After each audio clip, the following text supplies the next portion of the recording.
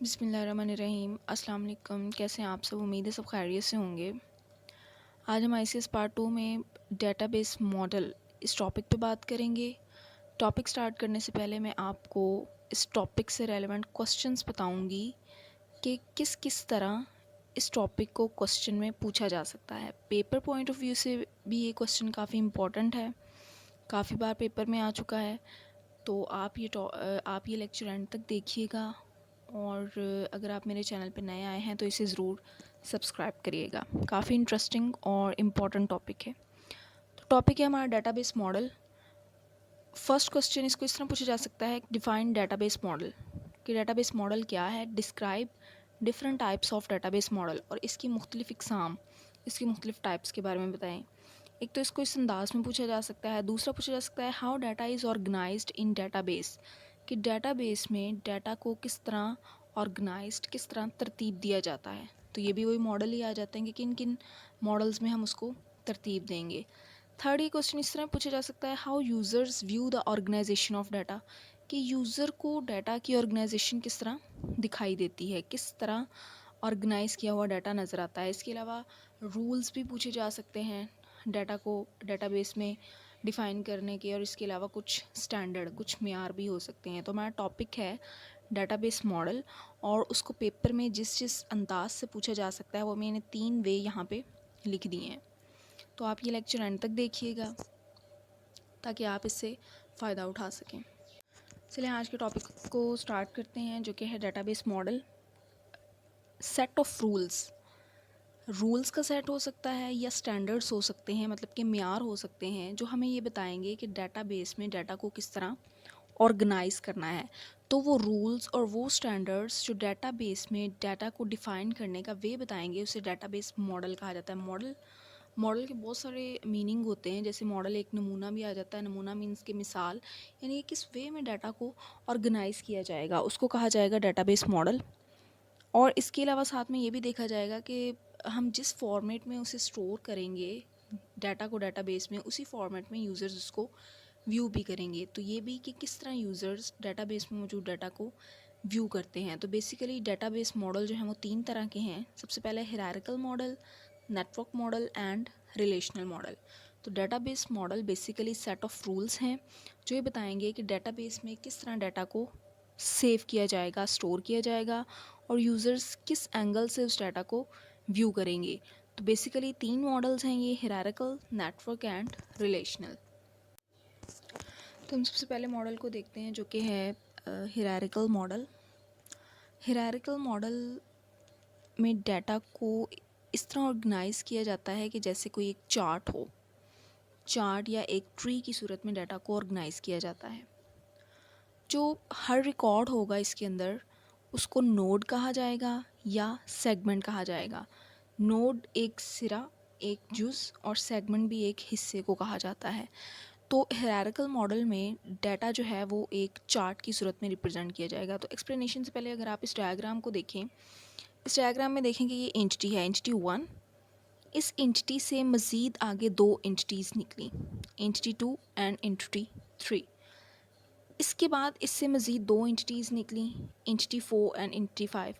इस तरह फर्दर आगे आप इसको लेके जाना चाहें तो हर एंटिटी से आगे मज़ीद 2-2 या 3-3 नोड्स निकल सकते हैं। हायरार्किकल मॉडल को इन्वर्टेड ट्री भी कहा जाता है। हायरार्किकल मॉडल का ही दूसरा नेम है इन्वर्टेड ट्री, क्योंकि इसको ट्री भी कहा जाता है। अगर आप इस डायग्राम को देखें तो इसमें डाटा जो है वो एक चार्ट की सूरत में ऑर्गेनाइज़ किया गया है। इसमें जो हर रिकॉर्ड होगा उसको नोड या सेगमेंट कहा जाएगा। मतलब ये एक नोड है, ये एक सेगमेंट है, ये एक सेगमेंट है, ये एक सेगमेंट, यानी ये हिस्से बने हुए हैं ना, पार्ट्स बने हुए हैं, ठीक है। तो जो सबसे ऊपर वाला नोड होगा उसे रूट कहा जाएगा। अगर आप इसको देखें तो ये रूट है, यानी कि ये जड़ है, ये जड़ है जिससे मज़ीद आगे शाखें निकल रही हैं, ब्रांचेस आ रही हैं, क्योंकि हम इसको क्या कह रहे हैं, इन्वर्टेड ट्री। तो ट्री में ये रूट है और इस रूट से मज़ीद आगे ब्रांचेस आ रही हैं। जो हायर लेवल नोड होगा उसको पेरेंट कहा जाएगा, यानी कि ये रूट को ही पेरेंट कहा जाएगा जो हायर नोड होगा। ये पेरेंट है और ये आगे इसके 2 चाइल्ड हैं। हायर को जो टॉप मोस्ट है उसको रूट भी कहा जाता है और उसको पेरेंट भी कहा जाता है, जबकि जो लोअर लेवल पे नोड आ जाएंगे उनको चाइल्ड कहा जाएगा। ये हायर है और इसके लोअर कौन से हैं, ये, इसका मतलब है कि ये पेरेंट और ये दो इसके चाइल्ड, ये एक सेगमेंट बन गया। ठीक है, अब अगर यहाँ पे आए तो ये पेरेंट है और ये आगे इसके दो चाइल्ड। ठीक है, तो ये दूसरा सेगमेंट बन गया। अगर आप इसको देखें तो इसमें लेवल बाय लेवल बात भी की जाती है। लेवल बाय लेवल बात किस तरह की जाएगी कि ये फर्स्ट लेवल, ये इसका सेकंड लेवल और ये इसका थर्ड लेवल। अगर हमने इसको सेगमेंट कहा है, इसको नोड कहा है, तो इसका मतलब है ये एक सेगमेंट है। ठीक है, और इसमें ये नोड है, ये एक नोड है, ये दूसरा और ये तीसरा है। ठीक है ना, इस तरह ये एक सेगमेंट बन रहा है। तो ये पेरेंट है, इस पेरेंट के आगे दो चाइल्ड हैं। इस तरह ये पेरेंट है और इस पेरेंट के आगे दो चाइल्ड हैं। तो ये है हायरार्किकल मॉडल, जिसमें जो टॉप मोस्ट नोड होगा, ये सेगमेंट होगा, उसको रूट कहा जाएगा या पेरेंट भी कहा जाएगा, और उसके नीचे जो सब ऑर्डिनेट होंगे उनको चाइल्ड नोड कहा जाएगा। अब इस मॉडल में आप ये देखें कि सिर्फ एक पेरेंट होगा और उस एक पेरेंट के एक या दो चाइल्ड हो सकते हैं, लेकिन पेरेंट सिर्फ और सिर्फ एक होगा। इस मॉडल में और इससे नेक्स्ट मॉडल में जो मेन डिफरेंस है वो यही है कि इसमें एक पेरेंट और एक से ज़्यादा चाइल्ड हैं। ये देखें, ये एक पेरेंट और ये इसके दो चाइल्ड, फिर ये एक पेरेंट और ये इसके दो चाइल्ड। तो हायरार्किकल मॉडल में डाटा एक हायरार्की चार्ट की तरह रिप्रेजेंट किया जाता है और हर रिकॉर्ड को नोड या सेगमेंट कहा जाता है। नेक्स्ट मॉडल है network model. Network model same hierarchical model की तरह ही है, लेकिन इसमें जो मेन डिफरेंस है वो ये है कि नेटवर्क मॉडल में जो चाइल्ड नोड होंगे उनके पेरेंट्स एक से ज़्यादा हो सकते हैं, जबकि हायरार्किकल मॉडल में पेरेंट एक और चाइल्ड एक से ज़्यादा हो सकते हैं। जबकि नेटवर्क मॉडल में पेरेंट एक से ज़्यादा हो सकते हैं। अब जो इसमें चाइल्ड नोड होंगे उनको एरो साइन से रिप्रेजेंट किया जाएगा, मतलब कि एक एंटिटी से दूसरी एंटिटी की तरफ जो एरो साइन होगा वो ये हमें बताएगा कि ये इसका चाइल्ड है। ये थोड़ी सी कॉम्प्लेक्स डायग्राम है, लेकिन ये हमें ज़्यादा फ्लेक्सिबिलिटी प्रोवाइड करती है हायरार्किकल मॉडल की निस्बत। इस डायग्राम में अगर आप देखें तो ये फर्स्ट एंटिटी है। इस फर्स्ट एंटिटी मतलब कि ये रूट है। ठीक है, अब ये एक पेरेंट है और इसके आगे कितने चाइल्ड आ रहे हैं, एक और दो, यानी कि एंटिटी 3 और एंटिटी 4 एंटिटी 1 के चाइल्ड हैं। इस एक पेरेंट के ये दो चाइल्ड हैं। जैसे कि मैंने बताया कि नेटवर्क मॉडल हायरार्किकल मॉडल में डिफरेंस यही है कि नेटवर्क मॉडल में पेरेंट एक या एक से ज़्यादा हो सकते हैं। जब हम ये डायग्राम स्टार्ट कर रहे हैं, ये रूट है, पेरेंट नोड है, तो ये एक पेरेंट है और इसके आगे ये दो चाइल्ड हैं। नेक्स्ट आप देखें कि ये, अब ये पेरेंट है और ये इसका एक चाइल्ड है। ठीक है, और इधर से ये एक पेरेंट है और इसका एक चाइल्ड है। अब इस चाइल्ड के कितने पेरेंट हो गए, दो, एंटिटी 3 एंड एंटिटी 4। तो नेटवर्क मॉडल में पेरेंट एक से ज़्यादा हो सकते हैं। एंटिटी 5 के दो पेरेंट्स हैं, एंटिटी 3 एंड एंटिटी 4। इसी तरह अगर हम इस एंटिटी को देखें, एंटिटी 4 को देखें, तो एंटिटी 4 एंटिटी 1 का भी चाइल्ड है और एंटिटी 2 का भी चाइल्ड है। इस तरह एंटिटी 4 के भी कितने पेरेंट्स हो गए, दो, एंटिटी 1 और एंटिटी 2। अब एंटिटी 4 के आगे दो चाइल्ड्स हैं, एक 5 और दूसरा 6। ठीक है, अब देखें एंटिटी 4 भी 6 का पेरेंट है और 2 भी 6 का पेरेंट है। तो इस नेटवर्क मॉडल में चाइल्ड के पेरेंट्स एक या एक से ज़्यादा हो सकते हैं। थोड़ा सा कॉम्प्लिकेटेड डायग्राम है, लेकिन ये ज़्यादा फ्लेक्सिबल है हायरार्किकल मॉडल की निस्बत। जो सबसे पहला मॉडल आया था वो था हायरार्किकल मॉडल, और उसमें जो मेन डिसएडवांटेज था उसका, जो उसका बैकड्रॉ था वो यही था कि वो सिर्फ एक पेरेंट को रिप्रेजेंट करता था, जबकि चाइल्ड एक से ज़्यादा हो सकते थे। उसमें कुछ प्रॉब्लम्स थी, उन प्रॉब्लम्स को ख़त्म करने के लिए जो नया मॉडल इंट्रोड्यूस करवाया गया वो नेटवर्क मॉडल था। नेटवर्क मॉडल था उसी की बेस पे, बेस उसकी वही थी, लेकिन इसमें थोड़ी सी चेंजिंग्स कर दी गई, इसको थोड़ा सा मज़ीद फ्लेक्सिबल कर दिया गया ताकि इसमें इजीली मॉडिफिकेशन की जा सकी। तो इसमें जो मेन डिफरेंस आया हायरार्किकल की निस्बत वो यही था कि इसमें पेरेंट्स एक से ज़्यादा हो सकते हैं। थर्ड हमारा मॉडल है रिलेशनल मॉडल। रिलेशनल मॉडल ये सबसे ज़्यादा कॉमनली यूज़ किया जाने वाला मॉडल है। ये ज़्यादा फ्लेक्सिबल है हायरार्किकल और नेटवर्क मॉडल की निस्बत। तो रिलेशनल मॉडल बेसिकली कंसिस्ट करता है एक सिंपल रिलेशन पे, और जबकि रिलेशन को टेबल भी कहा जाता है। Table table consist of row and column, यानी कि जब हम डाटा को टेबल की सूरत में यानी रोज़ और कॉलम्स की सूरत में स्टोर करते हैं तो उसे रिलेशनल मॉडल कहा जाता है। ये ज़्यादा फ्लेक्सिबल है हायरार्किकल और नेटवर्क मॉडल की निस्बत। इसमें ये सिंपल एक रिलेशन ही है, और रिलेशन एक अदर टर्म है टेबल के लिए। अब जो इसमें रिलेशन होगा वो एक पर्टिकुलर एंटिटी को रिप्रेजेंट करेगा। जैसे अगर आप ये देखें तो मैंने ये डायग्राम बनाई है। इस डायग्राम में आप देखें कि ये एक रिलेशन यानी कि टेबल है, और ये दूसरा रिलेशन और टेबल है। ये जो टेबल है ये टीचर का है और ये टेबल स्टूडेंट का है। तो टीचर भी एक एंटिटी है और स्टूडेंट भी एक एंटिटी है। तो रिलेशनल मॉडल के अंदर एक मखसूस एक पर्टिकुलर एंटिटी को रिप्रेजेंट करता है एक टेबल।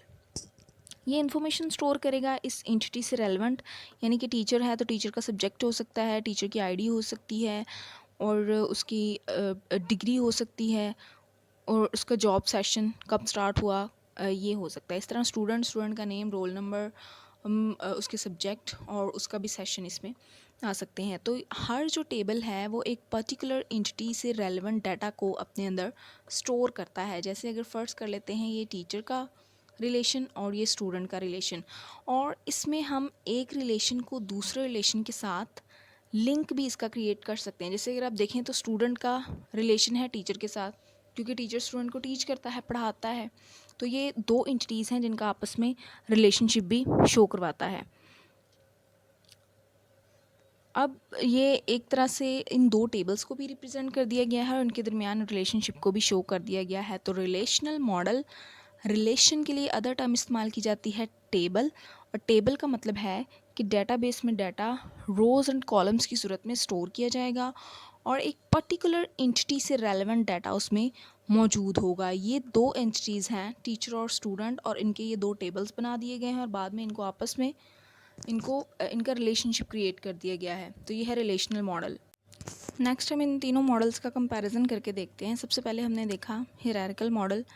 जो सबसे पहला मॉडल था वो हायरार्किकल ही था। हायरार्किकल में कुछ कमी पेशी थी जिसको दूर करने के लिए एक नया मॉडल इंट्रोड्यूस करवाया गया जिसे नेटवर्क मॉडल कहा गया, और नेटवर्क के बाद जो इंट्रोड्यूस करवाया गया वो था रिलेशनल मॉडल। तो सबसे पहले हम हायरार्किकल मॉडल को देखते हैं। हायरार्किकल मॉडल में हमने देखा जो टॉप मोस्ट नोड था उसको रूट कहा जाता था, और जो हायर पेज यानी ऊपर था उसको पेरेंट भी कहा जाता था। अब अगर आप इसमें देखें तो ये एक पेरेंट और इसके आगे दो चाइल्ड हैं, ये एक पेरेंट और इसके आगे दो चाइल्ड हैं। तो इस मॉडल से हमें क्या पता चला कि इसमें पेरेंट एक जबकि चाइल्ड एक से ज़्यादा हो सकते हैं।